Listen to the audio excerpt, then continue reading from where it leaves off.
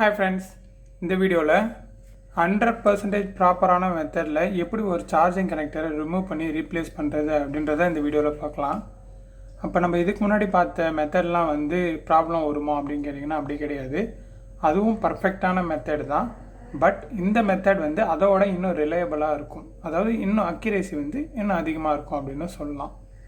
So இந்த மெத்தடில் நம்ம எப்படி இந்த சார்ஜர் கனெக்டரை ரிமூவ் பண்ணி ரீப்ளேஸ் பண்ண போகிறோம் அப்படின்னா, ப்ளோயரை யூஸ் பண்ணி இந்த சார்ஜர் கனெக்டரை ரிமூவ் பண்ண போகிறோம். திரும்பவும் இதை ஃபிக்ஸ் பண்ணும்போது மைக்ரோசால்டரிங் வச்சு நம்ம இந்த சார்ஜர் கனெக்டரை ஃபிக்ஸ் பண்ணுவோம். ஸோ நம்ம ப்ளோயரை இந்த போர்டில் மேலேயும் ஹீட்டை அப்ளை பண்ணலாம். அப்படி இல்லைன்னா போர்டை நம்ம எப்படி வச்சுட்டும் ஹீட் அப்ளை பண்ணி எடுக்கலாம். இல்லை அப்படின்னா ப்ளோயரை நம்ம அடியில் வச்சுட்டும் ஹீட் அப்ளை பண்ணி எடுக்கலாம். இப்போ நம்ம பார்க்க போகிற மெத்தட் ப்ளோயரை மேலேயே வச்சுட்டு ஹீட் அப்ளை பண்ணி எடுக்க போகிறோம். இப்போ நம்மக்கிட்ட இந்த கனெக்டர் இருக்குது. ஸோ இது ஆல்ரெடி கனெக்டர் டேமேஜ் ஆன போர்டு தான். ஸோ இருந்தாலுமே இதை எப்படி ப்ராப்பராக ரிமூவ் பண்ணி ரீப்ளேஸ் பண்ணுறது அப்படின்றத பார்க்கலாம். ஸோ ஃபஸ்ட்டு நியர்பை காம்போனன்ட்ஸை சேவ் பண்ணுறதுக்காக ஹீட் சிங்க் டேப் நம்ம அப்ளை பண்ணிக்கலாம். ஸோ இங்கே இருக்கிற மைக் பேக் சைடில் இருக்க எஸ்எம்டி காம்போனன்ட்ஸ்லாம் எதுவும் ஆகக்கூடாதுன்றதுக்காக நம்ம ஹீட் சிங்க் டேப் அப்ளை பண்ணிக்கலாம். பேக் சைடில் எந்த காம்போனன்ட்ஸும் இல்லை.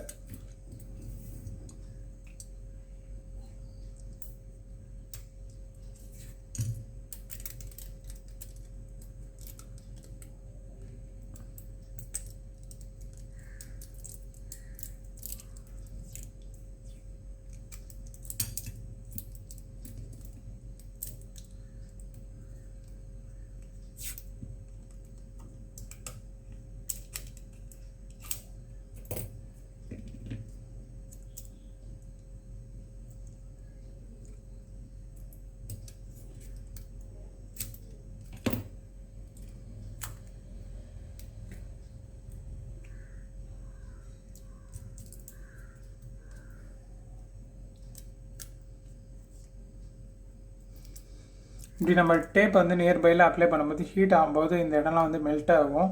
இதெல்லாம் நம்ம கடைசியாக ஃபைனலாக ஐபிஐ போட்டு க்ளீன் பண்ணிடணும். ஸோ இந்த டேப்லாம் ரிமூவ் பண்ணிவிட்டு ஐபிஐ போட்டு நல்லா க்ளீன் பண்ணோம் அப்படின்னா இந்த ஆஷஸ்லாம் போயிடும். ஸோ பார்க்க பக்காவாக இருக்கும். ஸோ இப்போ போர்டில் ஃபிக்ஸ் பண்ணிக்கலாம். போர்டில் கொஞ்சம் டைட்டாக இருக்கிற மாதிரி ஃபிக்ஸ் பண்ணிக்கோங்க.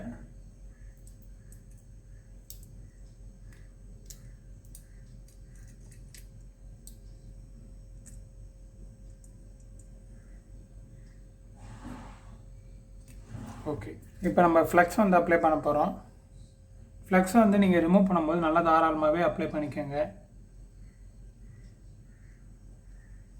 ஃப்ளெக்ஸ் அப்ளை பண்ணுறதால எந்த விதமான பிரச்சனையும் வராது. ஏன்னா நம்ம ஃபைனலாக எல்லாத்தையும் க்ளீன் பண்ணிவிடுவோம். இந்த லெக்லலாம் பண்ணுற மாதிரி அப்ளை பண்ணிக்கோங்க. ஸோ இந்த லெக்லாம் தான் மெல்ட் ஆகணும். அங்கே இருக்க அந்த லெட்டெல்லாம் மெல்ட் ஆகணும். ஸோ அதுக்காக ஓகே. இப்போ நான் ப்ளோயரை ஆன் பண்ண போகிறேன். ப்ளோயரை ஆன் பண்ணிட்டேன். இப்போ ஹீட் 350 டிகிரிலையும் ஏர் 3லையும் வைக்க போகிறேன். ஓகே. ஸோ நான் ஆல்ரெடி நிறைய டைம் சொன்ன மாதிரி ப்ளோயரை எப்போவுமே நம்ம இது போல் வெர்டிக்கலாக பிடிக்கணும், ஸ்ட்ரைட்டாக பிடிக்கணும். பட் நான் உங்களுக்கு வீடியோவில் காட்டுறதுக்காக கொஞ்சம் கிராஸாக பிடிப்பேன். நீங்கள் எப்போவுமே இது போல் வெர்டிக்கலாக பிடிங்க. இப்போ ட்வீசர் எடுத்துக்கலாம். ஸோ ட்வீசர் பெண்டு அல்லது ஸ்ட்ரைட், இதுக்கு நம்ம பெண்டு யூஸ் பண்ணால் இன்னும் கரெக்டாக இருக்கும். ஸோ இப்போ ஹீட் பண்ணுறோம். இந்த நாசல் சின்ன நாசலே நீங்கள் யூஸ் பண்ணிக்கோங்க. ஸோ கொஞ்சம் நேரம் லைட்டாக மைல்டாக யூஸ் பண்ணுவோம்.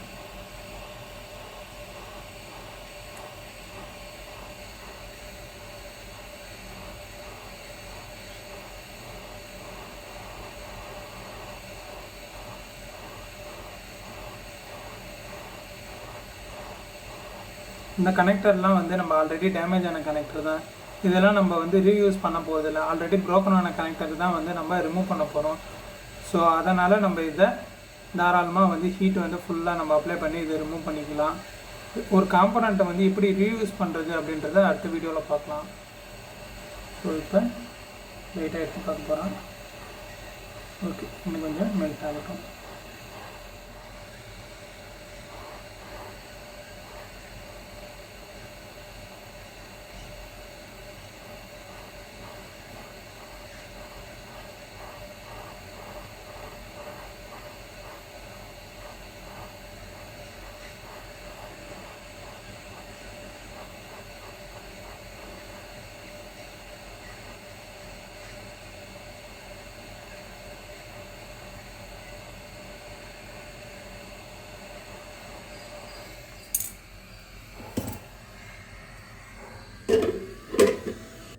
ஸோ இப்போ ப்ளோயர் ஆஃப் ஆகிடுச்சு.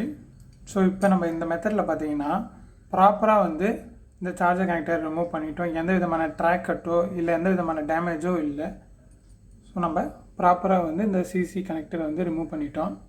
ஸோ இப்போ வந்து நம்ம டீசால்டரிங் பண்ணணும். எதுக்காக டீசால்டரிங் பண்ணணும் அப்படின்னா, இந்த இடத்துலலாம் பார்த்தீங்கன்னா ஸோ இந்த 4 லெக் இருக்கு இல்லையா, இந்த லெக்கில் வந்து நம்ம இப்போ கனெக்டர் ரீப்ளேஸ் பண்ண போகிறோம் அப்படின்னா இந்த இடத்துல இப்போ சால்டரிங் லெட் வந்து இருக்குது.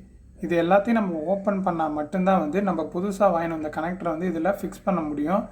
அப்படி ஓப்பன் பண்ணலை அப்படின்னா ஃபிக்ஸ் பண்ண முடியாது. ப்ளோயரை யூஸ் பண்ணி மட்டும்தான் ஃபிக்ஸ் பண்ண முடியும். மைக்ரோ சால்டரிங் வச்சு நம்ம ஃபிக்ஸ் பண்ண முடியாது. ஸோ அதுக்காக அந்த லெட்டெல்லாம் வந்து நம்ம ரிமூவ் பண்ணணும். அதுக்காக நம்ம டீசால்டரிங் ப்ராசஸ் வந்து பண்ணுவோம். ஸோ அது எப்படி பண்ணுறதுன்னு பார்க்கலாம். ஸோ டீசால்டரிங் பண்ணுறதுக்கு வந்து நம்ம பெரிய சால்டரிங் யூஸ் பண்ணலாம். பட் நீங்கள் பிகினராக இருந்தீங்கன்னா பெரிய சால்டரிங் யூஸ் பண்ணாதீங்க.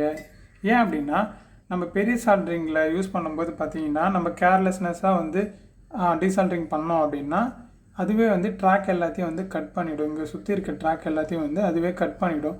அது யூஸ் பண்ணும்போது கேர்ஃபுல்லாக யூஸ் பண்ணணும்.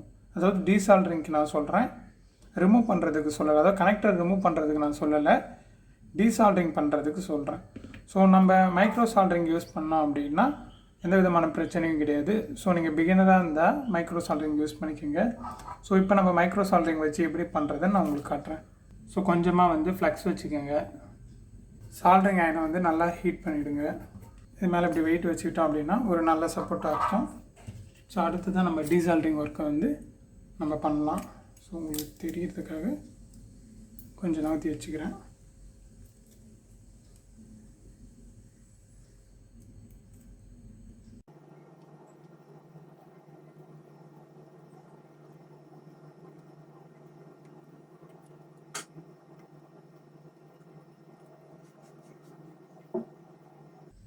ஓகே, ஸோ இது போல் ஹோல்ஸ் வந்து நம்ம க்ரியேட் பண்ணணும்.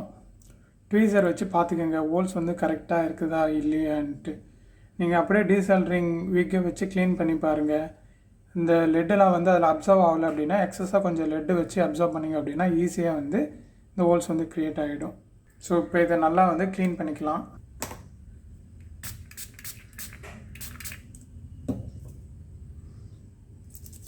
அதே போல் இங்கே ஏதாவது பிளாக்காக வந்து ஏதாவது எக்ஸஸாக வேஸ்ட் மெட்டீரியல்ஸ் இருந்ததுன்னா அதே போல் ட்வீசரை வச்சு அழகாக ரிமூவ் பண்ணிவிடுங்க. ஸோ ட்ராக்கை கட் பண்ணக்கூடாது. இங்கே அந்த க்ளூலாம் இருக்கும், அதெல்லாம் வந்து நம்ம ஹீட் பண்ணுறதுக்கு முன்னாடியே கூட ரிமூவ் பண்ணலாம். ஸோ இப்போ ஐபியை போட்டு நல்லா கிளியராக வந்து க்ளீன் பண்ணிட்டோம். நியூ போர்ட்னால் இன்னும் நல்லாயிருக்கும் பார்க்க. ஸோ இப்போ இதை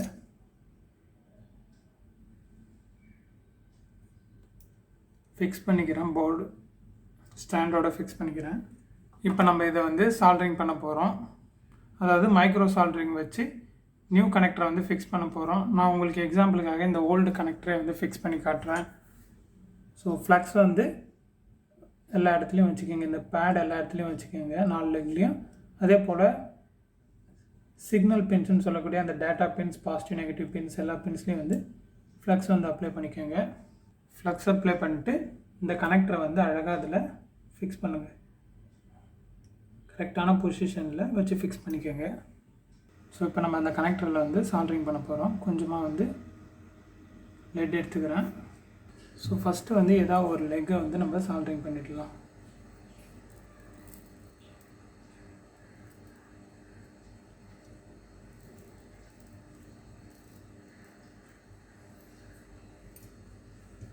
ஓகே,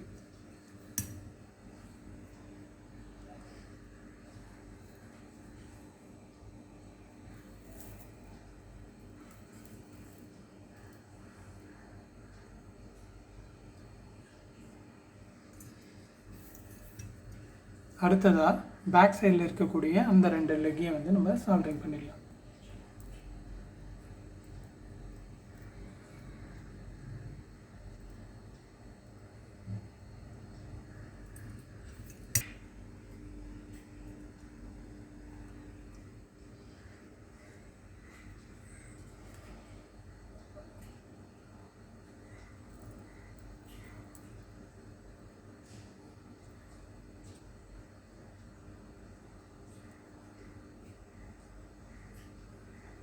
ஸோ இந்த 4 லெக்கையும் வந்து நம்ம சால்டரிங் பண்ணிவிட்டு பேக் சைடில் இருக்கக்கூடிய அந்த 5 பின்னே வந்து நம்ம சால்டரிங் பண்ணணும். இதுக்கு சால்டரிங் பண்ணுறதுக்கு வந்து பென்சில் டிப் யூஸ் பண்ணிக்கலாம். அதாவது இங்கே ஷார்ப்பாக இருக்கிற மாதிரி டிப் வந்து யூஸ் பண்ணிக்கலாம். இல்லை அப்படின்னா ட்வீசர் போல் இது போல் ஷார்ப்பாக இருக்கும், ஆனால் இந்த எட்ஜில் மட்டும் கொஞ்சம் பெண்டாக இருக்கும்.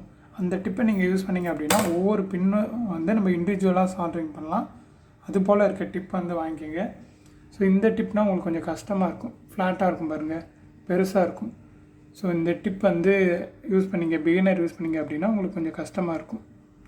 ஸோ பென்சில் டிப் வாங்கிட்டிங்கன்னா உங்களுக்கு ஈஸியாக இருக்கும். ஸோ இப்போ கொஞ்சமாக வந்து லெட் எடுத்துக்கிறேன்.